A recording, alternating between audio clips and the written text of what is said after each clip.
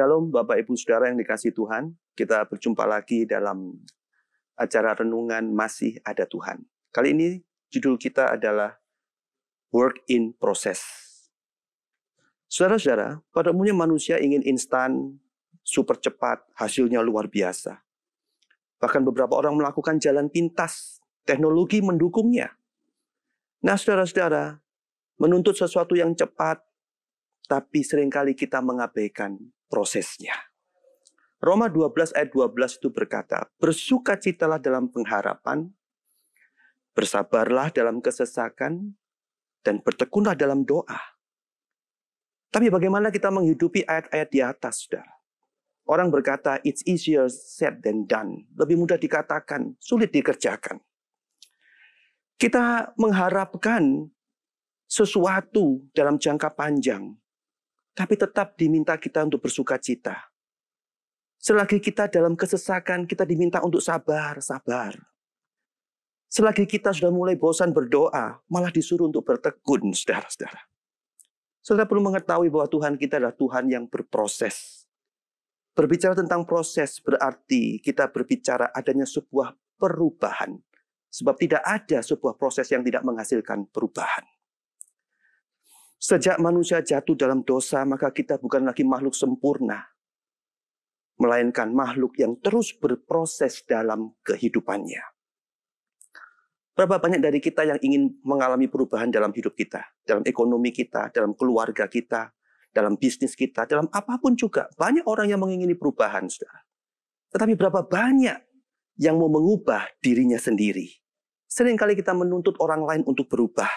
Rumah tangga ribut, karena satu dengan lainnya saling menunggu kapan perubahan terjadi. Saudara sekandung menjadi tidak akur. Rekan bisnis juga ribut. Seringkali kita menuntut orang lain berubah terlebih dahulu. Saya mau sampaikan saudara-saudara dikasihi Tuhan. Kita tidak bisa mengubah orang lain.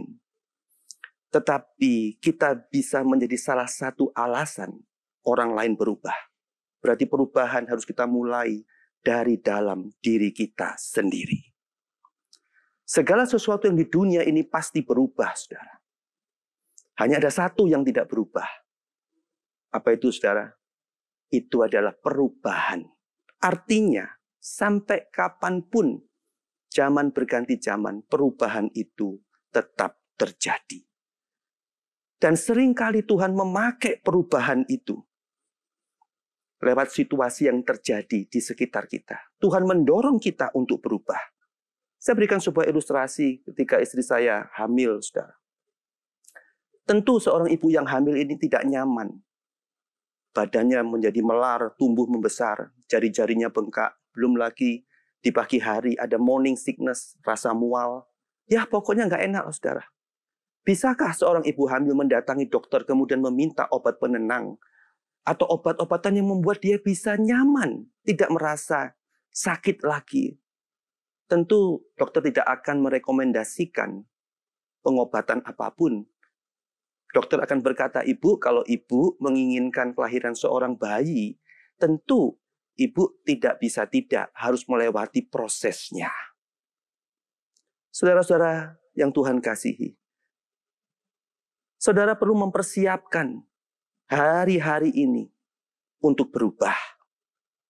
Inilah hari-hari yang sedang Tuhan buat kita semua umatnya mengalami sebuah perubahan. Kita tahu ini tidak nyaman, saudaraku. Roma 5 ayat 3-5 berkata bahwa kesengsaraan itu menghasilkan ketekunan. Ketekunan menghasilkan tahan uji menghasilkan pengharapan. Dan pengharapan kita di dalam Kristus Yesus Tuhan tidak mengecewakan. Jadi apa yang akan kita lahirkan lewat proses kehidupan ini bukanlah sesuatu yang kecil, melainkan sesuatu yang luar biasa.